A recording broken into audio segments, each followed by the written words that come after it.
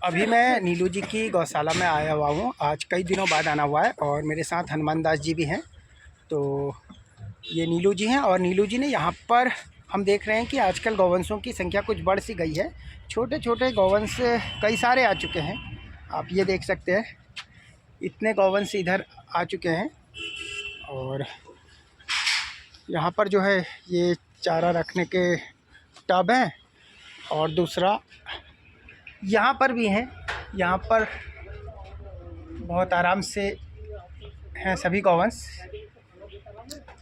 और हनुमान दास जी तो यहाँ पर आते रहते हैं, लेकिन मैं आज कई दिनों बाद आया हुआ हूँ। और अभी हम जाएंगे जोगिंदर राणा जी की भी गौशाला। वहाँ पर भी एक गौवंश के बारे में हमें पता चला है कि उसका थनैला रोग हो गया था उसको, और वो जो है उसने एक बच्चिया को भी जन्म दिया है। दूसरी एक गोलापार क्षेत्र से भी गाय वहाँ पर भिजवाई गई है, उसको भी देख कर आएंगे हम। हाँ, उसका थोड़ा सा कमज़ोर आँख थी तो हमने तो निकाल के उसे मैदान में रखा था, लेकिन अब जो है वहाँ के जो हमारे जनप्रतिनिधि हैं अर्जुन बिज जी, उनके द्वारा संपर्क करके राणा जी को भेज दिया गया था। तो उसको भी हम लेके आएंगे, अभी देख के आएंगे उसको।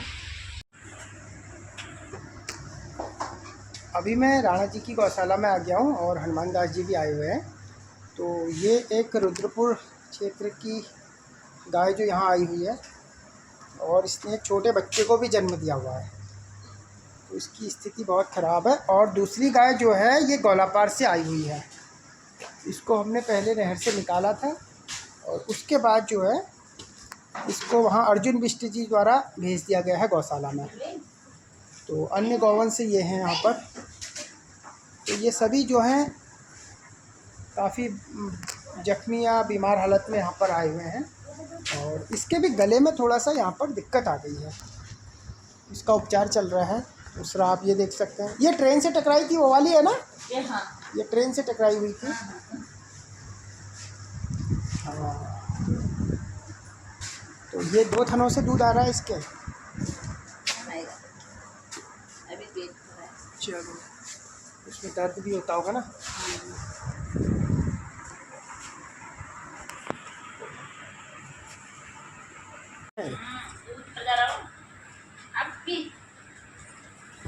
इस गाय को थनैला रोग है और 2 ही थनों से इसके दूध आता है। तो आप देख सकते हैं काफ़ी जलन होती है थनैला रोग में, लेकिन ये पुराना इसका थनैला हो गया है और हो सकता है कि इसके अंदर मवाद भी जमा हो। और इसके नीचे से एक जख्म भी हो गया है, शायद ये रगड़ से पहले से ये जख्म रहा था, अब इसमें ड्रेसिंग करी जाती है। तो ये रुद्रपुर क्षेत्र की गाय है और इसका इसी तरीके से रोज़ दूध निकाला जाता है और इसी तरीके से 3-4 टाइम बच्चे को पिलाया जाता है। और वेटनरी के लोगों ने कहा है कि ये जो है लाइलाज हो चुका है इसका थनैला। अब जितने समय भी ये जीवित रहेगी ये गौशाला में ही रहेगी। और अब आप देख सकते हैं कि राणा जी भी आ गए हैं। ये वो गाय है जो आँखों से कमज़ोर है और इसके आसपास जब मूवमेंट होता है तभी ये देख पाती है। ये आप देख सकते हैं, या गंध से सूंघ लेती है। और अक्सर ये नहर में गिर जा रही थी तो फिर इसको यहाँ ला गए हैं। और यहाँ पर अन्य गौवंश, और ये दूसरा सेट जो है गौशाला का जहाँ पर स्वस्थ हुए गौवंश रहते हैं। कुल अभी गौवंशों की संख्या लगभग 40 है। तो राणा जी सेवा में लगे हुए हैं, कुछ ही देर पहले वो पहुँचे हैं और ये यहाँ पर इनके खाने के लिए भूसे की व्यवस्था करी गई है। साथ ही ये हरा चारा भी प्रतिदिन यहाँ पर आता है। अब मैं पहुँच चुका हूँ शिव मंदिर में और यहाँ पर जो हमने बच्चियाँ रखी हुई है इसको हमें रोज़ सुबह शाम खड़ा करना पड़ता है। ये अपने अभी पाँव से खड़ी हो नहीं पा रही है, सहारे से इसे खड़ा करना पड़ रहा है और ज़्यादा देर तक ये खड़ी नहीं रह पाती है। और यहाँ पर आप देख सकते हैं कि विशाल जी भी आ गए हैं। तो अब इसको हम खड़ा कर देते हैं। बच्चा अब खड़ी हो चुकी है, आप देख सकते हैं, और खा भी रही है। लेकिन इसका ये जो पार्ट है ये काफ़ी आगे आ गया है। और ये देखिए, ये नॉर्मल पार्ट है इसका और ये जो है ये आगे आ गया है। तो इस वजह से इसको परेशानी हो रही है और ज़्यादा देर तक ये खड़ी नहीं रह पाती है। हर रोज़ सुबह शाम इसको रस्सियों से उठाने के बाद हम इसे आटे या केले के अंदर रख कर देते हैं आधी आधी टैबलेट।